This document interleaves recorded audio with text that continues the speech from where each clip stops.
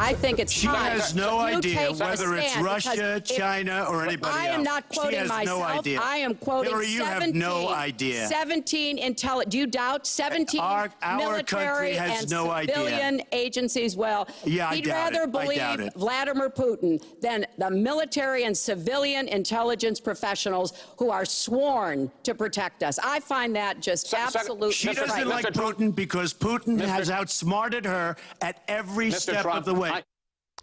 A contentious exchange involving Hillary Clinton and Donald Trump. One of the subjects, Vladimir Putin. A major topic tonight in a far-ranging debate, the third and final debate of campaign year 2016, at least as far as the presidency is concerned.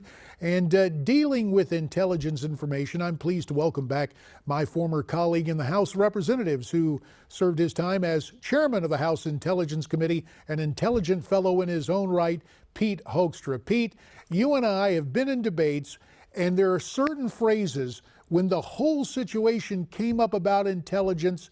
To me, that was the perfect time for Donald Trump to go into emails. He got there, but a bit later tonight. The fact that he finally got there, does that help him out? Your take on all the back and forth about intelligence, about the Russians, and about our involvement in the Middle East. Clearly, the earlier he would have gotten to the emails, the better.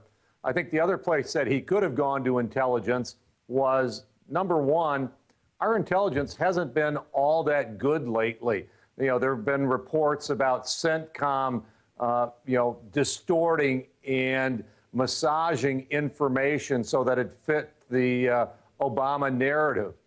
I also can tell you that when it comes to cybersecurity, I've never heard the intelligence community tell me with 100% certainty that they know where the attack originated from. You just don't know that in cyberspace.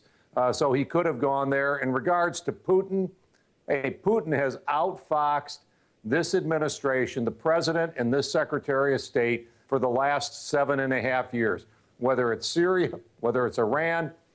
Today, for the first time, I think in 40 years, the Egyptians and the Russians are holding joint military exercises.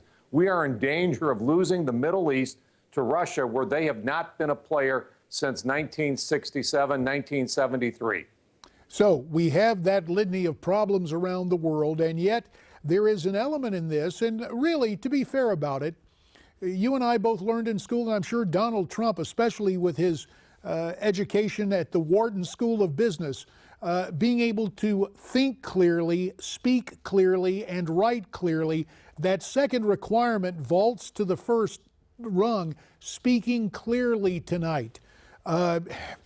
We come from a political prism, not prison, but prism perspective, you and I, Pete, being more facile on television, seeming better prepared. With Mr. Trump, let's just say it was somewhat lackluster tonight. Hillary was prepared. Does that make the difference, or is there enough time for Mr. Trump to rebound and finish strongly? We've got about a minute left for your perspective. Yeah, I met with Mr. Trump on Monday morning for about an hour and a half talking about national security issues. Clearly, this guy's prepared to deal with the issues. A debate format, standing behind a podium, may not be his best, the best format for Mr. Trump to be in. But I thought he hit the points that he needed to hit. Personally, I believe he's fully ready to be president. And the other thing is, everybody is all upset about saying he's not willing to accept the results. Number one, as any good business guy is going to do, he's saying, let's wait till we get to the final deal to see whether it's good or not. And a phrase that, JD, you and I use frequently in politics. He reserved the right to object. Probably won't, but he's reserved the right to object. How many times haven't you and I said that? Yeah, and unfortunately, we're both going to have to yield back our time because of where we are on the clock. Pete Hoekstra, we appreciate what you had to say, and we will have more coverage and hopefully some of your calls as we continue with our post-debate special here on Newsmax TV.